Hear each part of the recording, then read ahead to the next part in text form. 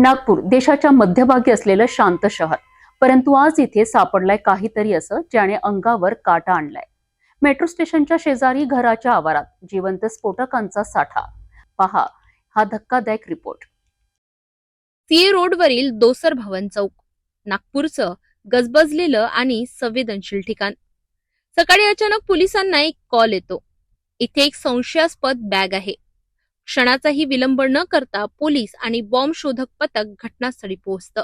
तपास सुरू होता आणि बॅग उघडताच सर्वजण थरथरतात। त्या बॅगेतून सापडतात 15 जिलेटिन कांड्या, 58 डिटोनेटर आणि 8 कनेक्टर।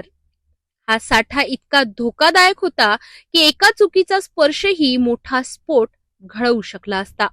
गणेशपेठची हद्दीमध्ये पोलीस स्टेशनची आणि त्याच्यात जे आहे आम्ही इन्व्हेस्टिगेशन करतो आहे, कारण ही जी पिशवी ज्याचे मिळालेली आहे ती पिशवी काही दिवसापासून इथे होती आणि ते जे आहे ते जे मालक आहे त्यांच्याशी चर्चा झाली।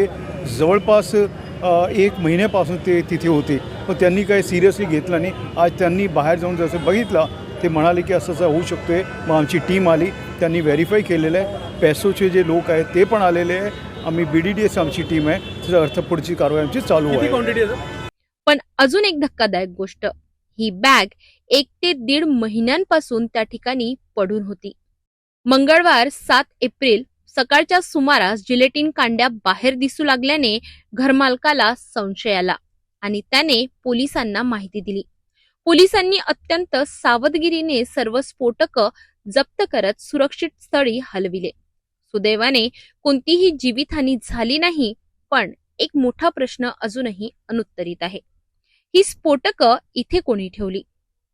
त्यामागे कुणाचा हात आहे? पोलीस आता या प्रकरणाचा सर्व बाजूंनी कसून तपास करीत आहेत। एका सामान्य नागरिकाच्या सतर्कतेमुळे मोठा अनर्थ टळला। याच्यामध्ये आपल्याला 15 कार्टेज मिळालेले आहेत आणि जवळपास 58 डिटोनेटर या ठिकाणी आपल्याला मिळालेले आहेत। जे प्राथमिक आपल्याला जे लांजेवर फॅमिली आहे त्यांच्या घराच्या बाजूला मिळालं आहे। त्यांनी जी माहिती दिली की सकाळी 9:15च्या दरम्यान त्यांना काही तिथं कार्टेज दिसले आणि कार्टेज दिसल्यानंतर त्यांनी आम्हाला इन्फॉर्मेशन दिले। आम्हाला इन्फॉर्मेशन दिल्यानंतर या ठिकाणी BDDS टीम आमची सर्च केलं, तर या ठिकाणी आम्हाला 15 कार्टेज मिळाले आहेत। तसं डिटोनेटर वेगवेगळ्या छोट्या छोट्या बॅगमध्ये ठेवलेले डिटोनेटर्स या ठिकाणी 58 आम्हाला मिळून आलेले आहेत।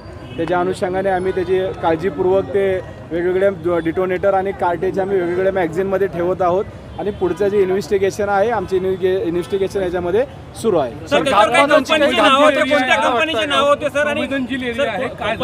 याच्यामध्ये इन्व्हेस्टिगेशन नंतरच हे सगळ्या गोष्टी कळेल। थँक्यू।